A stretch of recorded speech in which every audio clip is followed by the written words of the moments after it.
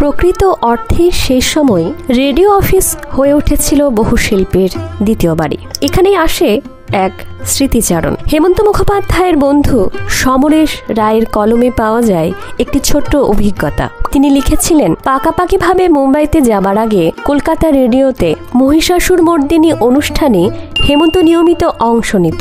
আমরাও থাকতাম সমবেত সঙ্গীতে। আমরা যে গানখানি গাইতাম, পরে সেই কোরাস গানটি বাদ হয়ে যায়। একবার সেই প্রোগ্রাম চলছে, লাইভ অনুষ্ঠান, সবাই আছি। হঠাৎ তাকিয়ে দেখি হেমন্ত নেই। পঙ্কজদা অর্থাৎ পঙ্কজ কুমার মল্লিক অত্যন্ত বিরক্ত হয়ে ভুরু কুঁচকে আমার দিকে তাকাচ্ছেন। হঠাৎ স্টুডিওর কাচের জানলা দিয়ে দেখি হেমন্ত বাইরে দাঁড়িয়ে আছে, নিশ্চিন্ত ভঙ্গি, কারোর সঙ্গে কিছু একটা কথা বলছে। ঠিক সময়ে ভেতরে চলে এলো। পঙ্কজদা চোখ দিয়েই ওকে ভস্ম করে দেন, কিন্তু কোথায় গিয়ে প্রায় বসার সঙ্গে সঙ্গে হেমন্ত গান ধরে দিয়েছে।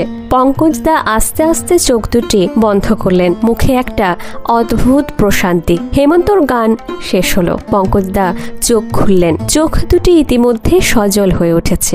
মহিষাসুর মর্দিনীর সূত্র ধরেই আরেকটি সাংঘাতিক ঘটনার কথা উল্লেখ করতে হয়, তবে সেটি প্রায় 3 দশক পরের ঘটনা। 1976 সালের জরুরি অবস্থার সময় কেন্দ্রীয় কর্তৃপক্ষের নির্দেশে কলকাতা বেতারে মহালয়ার দিন মহিষাসুর মর্দিনীর জায়গায় সম্প্রচারিত হয় এক নতুন অনুষ্ঠান। দেবীর আবাহনমূলক সেই গীতি আলেখ্যটির নাম ছিল দেবী দুর্গতি হারিণী, যার সঙ্গীত পরিচালনার ভার নিয়েছিলেন হেমন্ত মুখোপাধ্যায়। এই অনুষ্ঠানে ছিল এক বিরাট চমক। ভাষ্য পাঠে ছিলেন স্বয়ং উত্তম কুমার।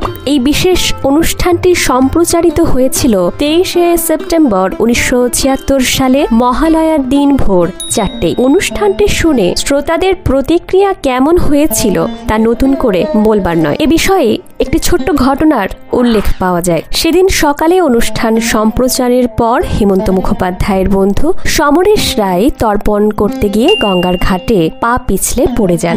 কপালের কাছে বেশ খানিকটা কেটে যায়।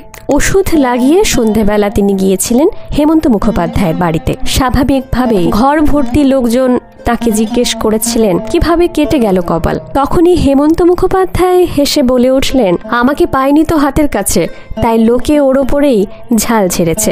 এই রসবোধ থেকেই বোঝা যায় শ্রোতাদের প্রতিক্রিয়া কেমন হয়েছিল সেই নতুন অনুষ্ঠানের প্রতি। অনুষ্ঠানটি যে খুব খারাপ হয়েছিল তা নয়, গানগুলিও ছিল যথেষ্ট ভালো। যে আবেগ নিয়ে বীরেন্দ্র কৃষ্ণ ভদ্র মাতৃবন্দনা করতেন, সেই আবেগের ছোঁয়া অনুপস্থিত ছিল।